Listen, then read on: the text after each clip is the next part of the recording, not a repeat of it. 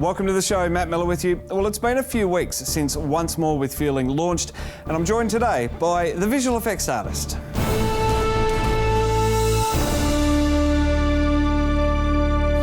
Joining me from his office in the UK is Mr. Sam Cockings. Sam, thanks so much for your time. You're welcome. It was a fun thing to be part of, and it's good to get the behind the scenes out because it took a little bit of time. Absolutely. Well, look, what got you started doing visual effects? Well, my own project. I mean, you know, I think a lot of us that love Star Trek and other sci-fi, or is it just me, that we, you know, love the idea of these ships flying, and so ever since I was very young, I've always wanted to make them fly in some form, not really understanding how that was done. And then when I was doing my own fan film, Temporal Anomaly, I didn't want to rely on someone else, so I started learning, and then 5 to 6 years later, here I am, and I can do stuff. Long journey. I'm not going to make the Enterprise pun.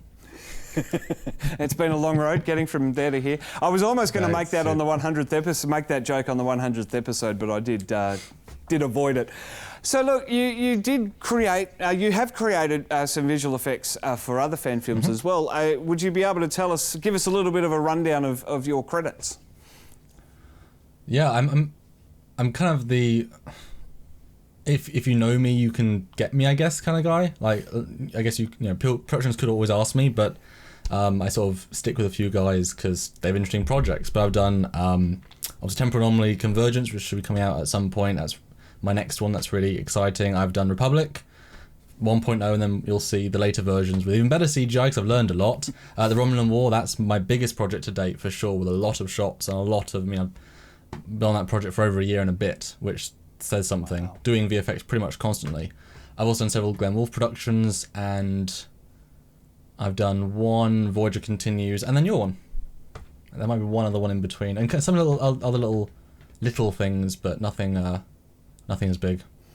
Well, let's talk about Once More with Feeling, because it's the reason that you're here. So, what was the biggest challenge of my film? Isn't that just satisfying to say?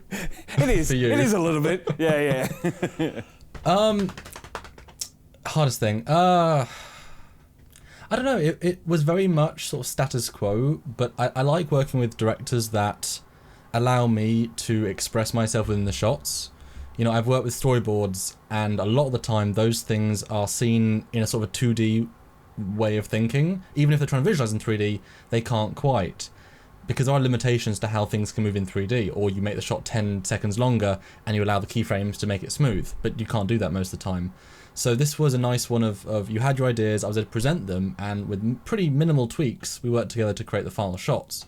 And so it was more a case of enjoyment, honestly, of creating this interesting battle that had a sense of scale, a sense of weight, because you can make these ships fly in a lot of different ways and a lot of different feels, and each ship should feel different in each era. For example, you wouldn't expect a Miranda class in the TMP era, you know, fresh off the production line, to be as maneuverable as a TNG version with 100 years of improvements. And that needs to play a part in how they feel. That said, despite that, you don't want things to feel like miniatures because that was also too limited as well. So there's an interesting balance. But I quite enjoyed giving the sort of a dynamic movement and yet still giving these ships a sense of weight, because these are two pretty big ships considering their time and such. So, I mean, without going through the entire history of fan films, it's probably the first time, Once More with Feeling is probably the first time that we've seen a high-definition Cardassian ship, and probably the first Keldon class, isn't it? I think you probably hit the nail on the head there with the high definition. You know, there's been a lot of earlier fan films that did a lot of green screen, and the Hidden Frontier series and such, and they probably did something. But yeah, I think this might be the first high definition in this era. And Keldon, I'm not sure. This is not technically a Keldon. It's Keldon type. It's sort of a variant because I couldn't quite get a Keldon, so I sort of kit bashed. I made my own custom Keldon, but it's unique. It's a more easily destroyable version just for you. Because that's what you need. Well, thank you. And that Excelsior class as well was absolutely fantastic, and it's always been, it's a background ship in DS9, but to actually put it in the fore and have it there as the hero ship with the later registry is another first as well. I've sort of created some firsts in Star Trek fan films. Well, and double down the effect of the turning the game effect of the transitioning cargo ship to Cardassian. That's a first. That sort of bring that to life. But yeah, certainly. I mean, the Excelsior. I've always loved this class. You know, it's not necessarily lightning in a bottle again, but how on earth, as a designer, do you design the next in the line of enterprises that you know is the next big Federation ship we see that's not a Reliant, it's not a kit bash, something brand new, and it's such a tremendous design considering its requirements. But you're right, in DS9 we saw it getting blown up and in the background and never given this vibe, and so yeah, it was really fun to be able to show that the TNG version, which is slightly different. It's got those nice glowing facades, glowing warp coils, and different weapon effects and different shields, and it was nice to see for sure. And it can do more things. It should be more maneuverable. It should have. I think it got me to fire quantums with it, which I wasn't expecting. It was like one of the very last things, like no, make them quantums. I'm like, oh, you can fire quantums, get it? That's new. Well, it's a surprise, and it was an upgrade for the war. There you go. Lakota wasn't the only one that got a beef up. Yeah. Well, look, and I mean, one of the things that I mean, I hadn't met you when I'd started the pre-production on the film. If I had, I think things definitely would have been a little bit different. But I'm happy with the way it turned out. It's a behind-the-scenes proof of concept style. Did that change the way that you approach the CGI? I mean, no. I mean, I think you said to me originally, you know, do what you can, and I sort of either said to you or thought internally, you know, if I'm being commissioned from being brought on a project, I'm going to try and bring it my best because it's a reflection of me and my quality. You know, I'm never going to shortchange or do it to a lower standard because who does that benefit? You know, and while okay, you didn't do the full costumes, the full set pieces, whatever. The story was interesting. The characters, I mean, that lead chap has something tangible that hopefully you can work with him again, and the girl was fun. So, you know, it's potential, and you certainly have interest in making more. You've made audio stuff in the past. It's your first big foray into video, and you know this helps give it that extra bit of polish that shows the fans that hey, Australia can make some more Star Trek. Well, Sam, there is a new project on the horizon for Trekzone. It's going to be an Enterprise era fan. Is there? Wow, you never mentioned that to me. Oh dear. And I think I've learnt my lesson in that I'm going to bring you into the start and we're going to work out exactly what can be done, and it's going to be even better. Do you reckon? Yeah. I mean, Enterprise is a fun one. Every era of Trek is so strong with possibilities. You know, even TOS, if you take a non-conventional TOS vibe, you're not another Connie with another full crew. You know, there's different ways you could do these things, and Nick Cook is great at doing little vignettes that tell other parts of other stories, and that's really great to see. And obviously Eric Henry is doing a whole different style of thing, and so the NX era is so real because it's us but with a bit of technology. You know, we haven't refined as a people, and so being able to take your locations and your actors, which are certainly, you know, good, and I know that you want to craft an interesting, different sort of story. I'm not going to say it's something radically different because then why make it Trek fan film, but something that isn't just the every week show. And so being able to craft CG that might even not necessarily be invisible, but I like making visual effects that you don't blink at. You know, they might not look movie because believe me, I can't do that sort of quality, and they might not look totally professional, and that's fine, not professional, but I want people to think that looks like Trek I remember seeing, it feels like the Trek I remember seeing, just some more clips, and it just happens to be in this cool story. And so the next film, that, but maybe just some non-space stuff, maybe some atmosphere stuff, maybe some you know, things that just like, well, of course we saw this ship land on a planet, of course we did. It's like, no, it's all digital. But of course we saw it. No. But you expect it, and I like those sorts of shots where it's just that bit of reality, even though it's digital. You know, it's like with a lot of the earlier fan films when the VFX were not very good, you didn't buy it for a second. The space effects, you should just see a Connie and go, yep.